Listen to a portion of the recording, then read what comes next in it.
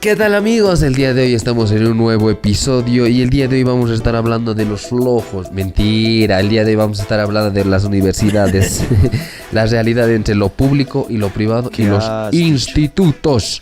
Todo lo que pasa y nadie cuenta. Mi nombre es Juan de Dios, un gusto compartir con ustedes, jóvenes. Sigan. Full. Qué bien. ¿Qué tal, amigos? Mi nombre es Carla, Carlis, Carlita, como quieran llamarme, y bienvenidos a un nuevo episodio.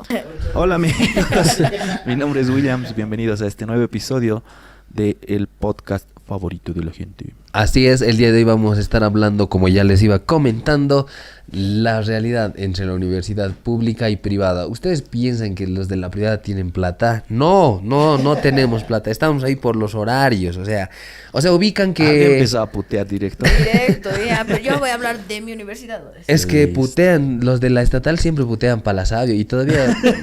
son Es una que mierda.